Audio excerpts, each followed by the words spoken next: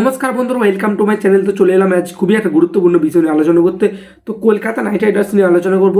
তো তার আগেই জানাই সকলকে আমার চ্যানেলে অর্থাৎ স্পোর্টস লাভার সাগরের তরফ থেকে তোমাদেরকে সকলকে জানাই শুভ দ্বীপ মানে দোলযাত্রার শুভেচ্ছা ও অভিনন্দন ও আন্তরিক অনেক ভালোবাসা।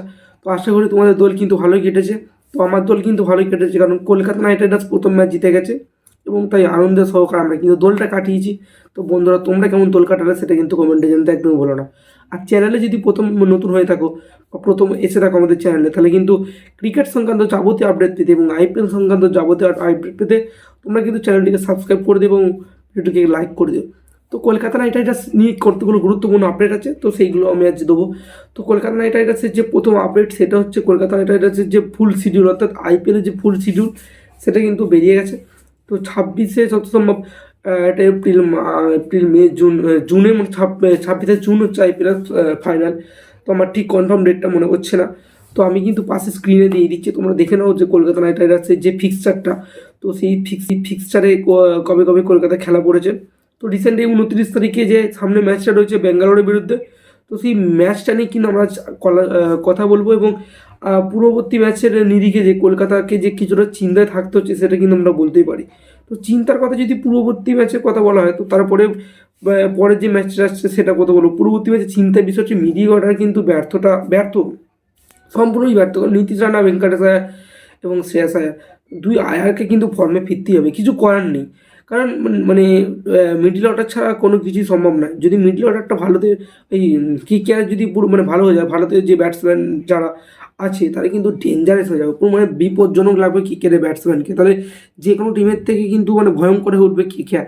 তো বিশেষ করে ব্যাটিংয়ের দিক দিয়ে, কারণ ফিনিশার আনতে রাসেল রয়েছে। আর একটা সমস্যা হচ্ছে ওপেনার। তো ওপেনারে কিন্তু আগের দিন সুনীল নারিনকে দেখিয়েছি। তো ওপেনার কি সুনীল নারিন কতটা ঠিক সেটা কিন্তু প্রশ্নচিহ্ন থাকছে। তো যতক্ষণ সুনীল নারিন আর দুটো ম্যাচ খেলতে বোঝা যাবে না। তো ফিলশট কিন্তু দারুণ ওপেন করছে, নাহলে কিন্তু তার পাশাপাশি কেএস ভরত অথবা মনীষ পান্ডেকে কিন্তু ওপেন করাতে হবে। কিন্তু অন্যদিকে ভালো খবর যেটা রামনদীপ সিংয়ের মধ্যে একটা বিধ্বংসী মানে মিডল অর্ডার পেয়েছে বা ফিনিশার পেয়েছে তোমরা বলতে পারো, তো সেটা ভালো কথা। তো পরের ম্যাচে প্লেইং ইলেভেনের কথা বললে, প্লেইং ইলেভেনে কিন্তু সেরকম কোনো পরিবর্তন আমরা দেখতে পাবো না বা কোনো পরিবর্তনই হয়তো হবে না যেমন ছিল। তো ওপেনিংয়ে ফিল সল্টের সাথে সাথে সুনীল নারিনকে দেখতে পাবো 3 নম্বরে, শ্রেয়াস আয়ার 4 নম্বরে, ভেঙ্কটেশ আয়ার বা যে যখন আউট হবে। তো যদি ফিলসল আউট হয় তাহলে কিন্তু ওই শ্রেয়াস আয়ার নামবে।